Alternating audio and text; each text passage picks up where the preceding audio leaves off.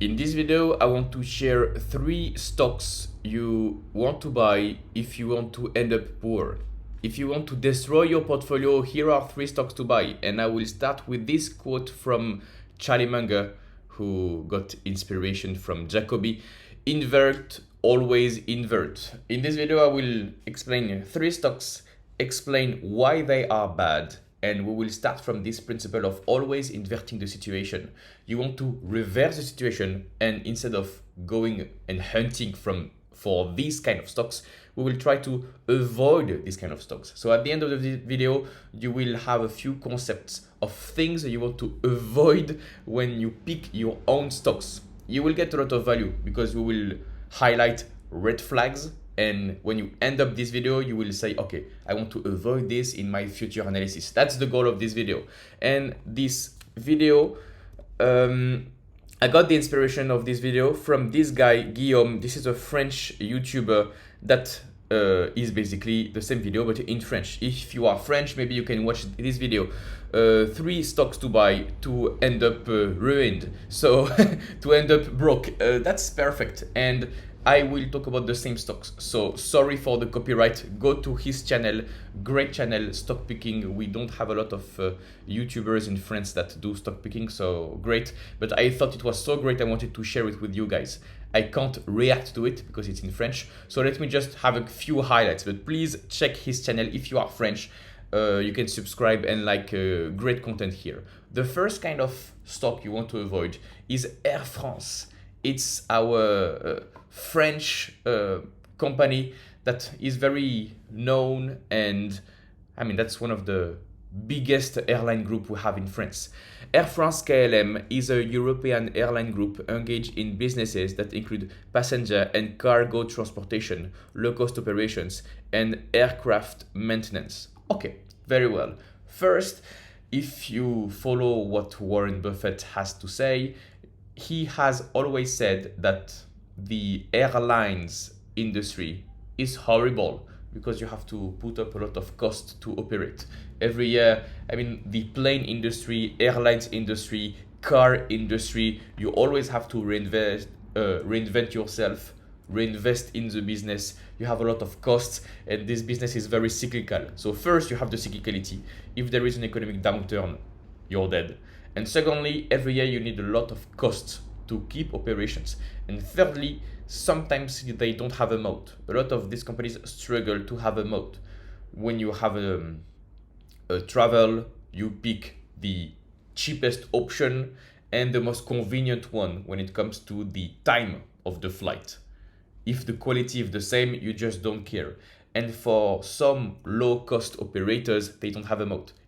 When you are low cost, you only compete on the price. So you don't have a moat, you have a lot of cost, you have a lot of cyclicality.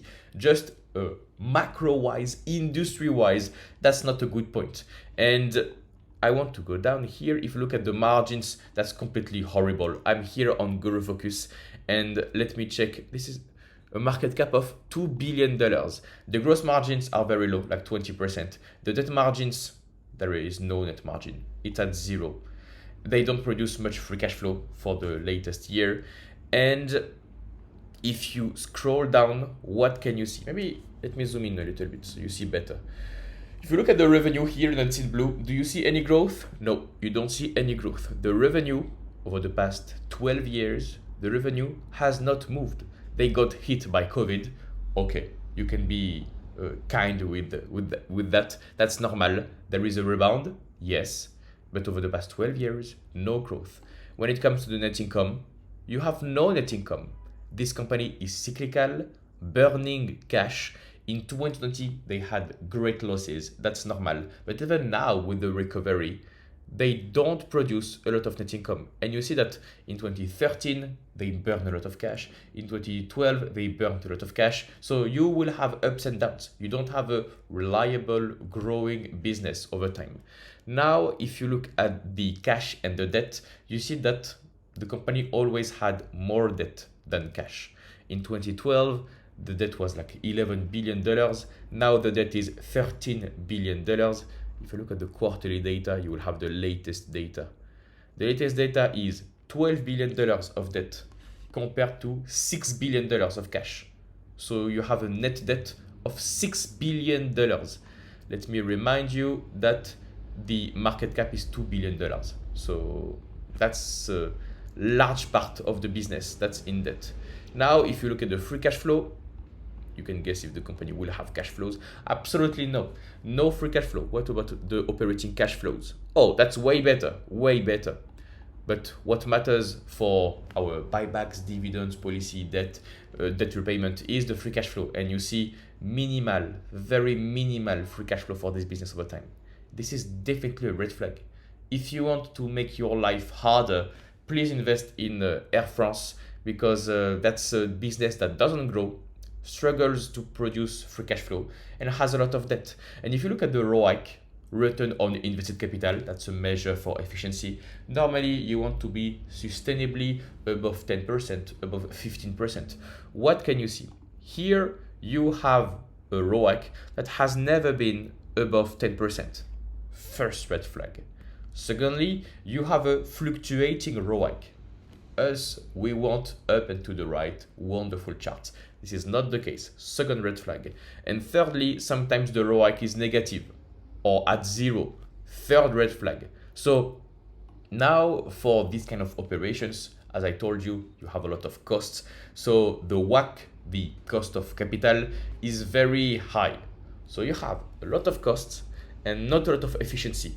Every year you destroy money. And how do you survive if you destroy money? You issue more shares. Here it is. You have, oh, you don't see a lot of things here. You have these red charts here that show you dilutions of stocks. In 2017, they diluted shareholders by 42%. In 2021, they diluted by 50%. Does it mean that they increased the number of shares by, is it by 50%? Yes. And again, in 2022, more dilutions. This is exactly the opposite of what we want to see. We want to see continuous buyback programs over time.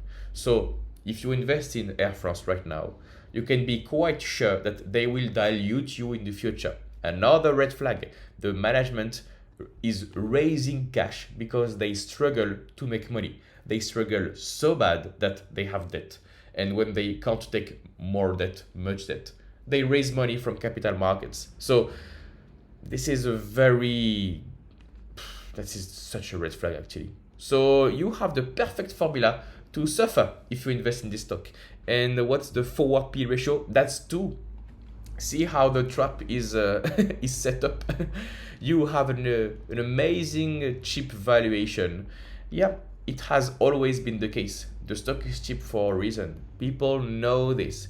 People that they will get disappointments. They will be disappointed if they invest in Air France in the future, because it is a hard industry. This is a very, very hard industry.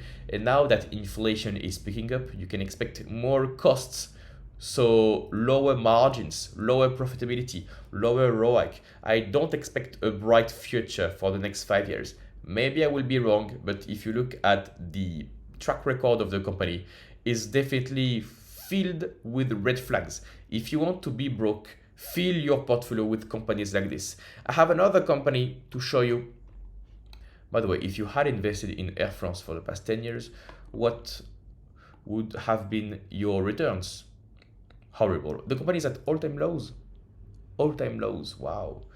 I remember when I looked at Air France around here, like 2016, it was here, and then the stock shot up to the stars. It was like a triple, but then back down. And then you go up again, back down, and you never recover from COVID. Too bad. That's too hard. By the way, if you're looking for a complete framework to analyze stocks and build a strong portfolio, I have a coaching program. More on that at the end of the video. The next company this video highlights, again, I'm just referring to the video here from Guillaume, is AT&T. You know AT&T very well. It's a mobile business, let's say this way. They did some divestitures, so you just focus on the phone industry. It's very large. It's a market cap of $200 billion. And now, oh, strangely enough, now the stock is up. Amazing. If you look at the past 10 years, no results. It's flat for the past 10 years. if you look at the all-time performance for the stock, you would not have made much money for the past 25 years, only dividends. Okay, let me check this. You have, I mean, you know this business, this telecom business. You have decent gross margins. It's a little bit better than Air France. You have a business that is profitable. Look at the net margin at 9%. So that's okay. It's a little bit better than Air France. And if you look at the forward P ratio, by the way, it's not 2, it's 13 now. So the expectations are way above Air France. This is not the same industry at all. Now let me check the charts. If you look at the revenue for the past 12 years, again, a deceleration, a slowdown, a decrease. They did some acquisitions over there and then some divestitures. So operations got decreased over time. If you look at the net income, no growth. You have the opposite chart of up and to the right. You have perfect stability with some years of being unprofitable. Now, if you look at the debt, now we are talking, you have a lot of debt. Let me remind you that the market cap is $200 billion and they have absolutely no cash and they have $140 billion of debt. Okay, how long does it take to repay the debt? How many years of free cash flow does it take to repay your debt? Let me take the free cash flow. The free cash flow for this business is increasing decently. You have some acquisitions, divestitures. Okay, that's decent. The free cash flow is $5 billion. Oh, that's on a quarterly basis.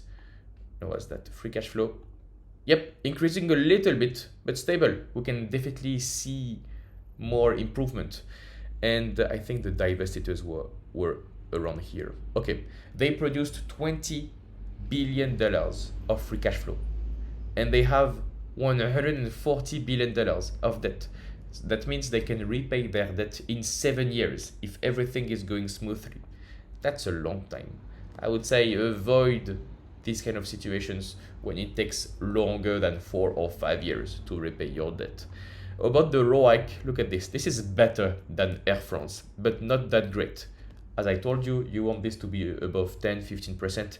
And for only 2 years, it was above 10%. For the remaining of the years, it was like at 5 or 6%. And if you have too much costs, the cost of capital, you don't produce any value. And they continue to dilute shareholders with their acquisitions, do small buybacks, and then nothing. So you got some dilutions. Over the past 20 years, you got diluted if you were a shareholder with a lot of debt for a business that is decreasing revenue over time. Net income is stable. And I suspect they use some of the free cash flow to pay off the debt and get a dividend. Dividend yield is 4%. This is the only bonus I see to investing in AT&T. And now the stock is rebounding for some reasons, but I'm telling you again, if you had invested in AT&T for the past 10 years, you would have suffered a great deal. And now maybe you will have a great reversal, but I will not invest in this situation.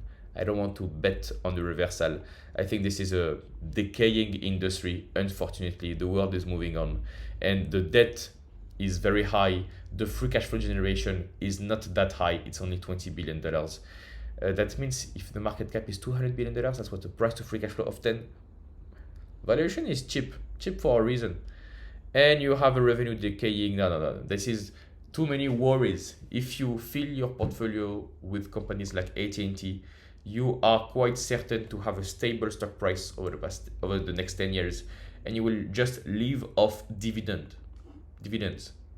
which can be okay to some regards, but definitely not something I want to achieve.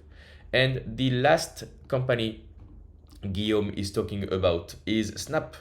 Snap, you all know Snapchat is the equivalent of Meta platforms, video, photo sharing, picture sharing, social media for, let's say, teenagers, the younger generation. It's not like Facebook, the blue app. And comparatively, if you compare the margins of Snap compared to, you can say Facebook, Instagram, the margins of Snapchat are very low, very, very low. For a lot of reasons, this is not the same audience group. The ads are not working that well. They don't reinvest as much in the AI video sharing process, in the Reels, TikTok vertical videos format. So this is a different business model. The guideline is the same, but the audience and the business model is slightly different. And you see that it's slightly different because if you compare the margins, they have bad margins. They struggle to make money. If you look at the charts, you have a different story than Meta platforms, than Facebook. Let me show you. If you look at the revenue, up and to the right, wonderful, you may say, wonderful. Are they profitable? They are, wow, they have never been profitable. Never, never. And on a quarterly basis, do you have some, you have the latest quarter was positive. It was a net income. Congrats, guys. Congrats. Wonderful. What do that's wow. Even the EBITDA, something you can cheat on, is negative. So literally no profits for shareholders. About the cash level, debt level, I see no worries about this one. That's fine. On a quarterly metric, the company has the same amount of debt that they have cash. So no worries here. Now let's talk about free cash flow, right? Because this is what matters in the long term. If you look at the free cash flow, that's a complete mess. They have been burning free cash flow for so many years. And for 1 year, 2 years, only 2 years, the free cash flow was quite high.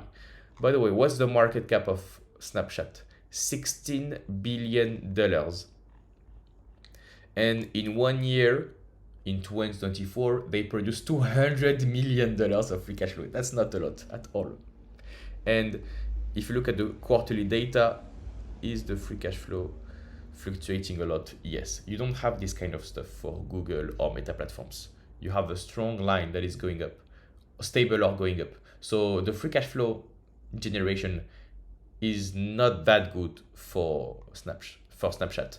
And let me add something else. You see here some strong lines of stock-based compensation. Stock-based compensation is the salary, is the stock option program that you give to employees. And you see that this company has issued a lot of new shares, is giving a lot of incentives, stock options to their employees. And if you compare the free cash flow in 2024, we said it was $200 million. The SBC, stock-based compensation, was $1 billion. They give 5 times as much stock options as they produce free cash flow, which is completely crazy. And by the way, to have the operating cash flows and free cash flow, the SBC are in the equation. So the free cash flow can be faked because of the SBC. You can basically cheat on this one. I can make a video about this topic, but for the cash flow profile of a business, most of the time they add back the SBC. So you start from when you want to calculate your free cash flow, you start from the net income, you reduce the short-term cash inflows, outflows, working capital, you add back depreciation, amortization, you add back the SBC. You add back the SBC. So to get your free cash flow, you add back the SBC. If you do this, you have your operating cash flow. If you reduce the capex, you get your free cash flow. So in this big equation, to get your free cash flow, you have to add back the SBC. So in other words, free cash flow is kind of fake. You have to reduce the free cash flow by the amount of the SBC to get the real free cash flow of the business. And if you reduce the free cash flow of 2024, like $200 million, by the SBC of $1 billion, you get a free cash flow that, if you adjust for the SBC, was always negative. So you get a company that is growing, but doesn't produce any net income, doesn't produce any real free cash flow, and obviously the ROIC is negative. Well, this is not a profitable business, so that's normal. And how do you get all this money if you don't look at the debt, if you don't take more debt? They just dilute the shareholders. Almost every year, they diluted shareholders. Minus 7%. They add 6% more shares. They add 8% more shares, 5% more shares. And in 2022, they started a small buyback program. I think this was not a good idea, just some financial engineering. I didn't like this idea at all. The focus of the business must be to become profitable, right? Not to issue more shares. So this is just a horrible financial performance, if you want my opinion. And for this reason, I will never invest in Snapchat. If you invest in Snapchat, you have a great percentage of chance to become broke. And if you fill your portfolio with companies like Snapchat that were never profitable, that give huge SBC, stock options, that dilute the shareholders, you will be disappointed and you will be ending up broke in a few years. If you look at the stock price, it's a complete mess. If you look at the past 10 years or since the IPO, they went public in 2017, the stock did nothing, and then during the rebound of 2021, social media, 0% interest rates, the stock went up, you got some speculation. The price went from 10 to 80, so it's a 8x, that's amazing. And then reality kicks in and people realize that the money can flow, interest rates are at 5%, and the stock declined from $80 to $10. And now, over the past 3 years, 4 years, the stock has not rebounded yet. You can compare this chart to Meta platforms. This is not the same chart at all. And we are not at all-time lows, but almost there. And I don't want to touch Snapchat for this reason. So if you fill your portfolio with companies like Air France, AT&T, Snapchat, you will get a lot of disappointments. And let me come back to this quote from Charlie Munger, from Jacoby: invert, always invert. Now you know the red flags of the companies. Thanks to Guillaume again, you can check out his YouTube channel, great video. You know the red flags, you know what to avoid. So in your following analysis, you can, this is really actionable. In your following analysis, you can go to Google Focus or any website and you can spot these things. Is the company unprofitable? Do they have a lot of debt? Do they dilute shareholders? Do they have fluctuating margins? Are the earnings up and down for 10 years in a row? Is the ROIC below 10% and maybe sometimes negative? You can check all these things. And if you remove all these bad businesses, you can end up only analyzing great companies. And this is how you can compound your wealth in the future. If you like this content, I have an investing coaching program. In this program, you will learn a complete investing process. You will learn how to find good stock ideas, how to properly value stocks, when to buy, when to sell, so that you can build a strong portfolio. Additionally, you will have access to my personalized guidance for long-term results. We will do weekly calls where we analyze stocks together, and you will have access to my private number available 24/7 for full support. If you are blocked, if you have any questions, I'm here to help. Click the first link in the description to get more information. You will get a video that explains how everything works completely for free. No need to sign up, no need for your email address. Just click the first link in the description and I'll see you on the other side.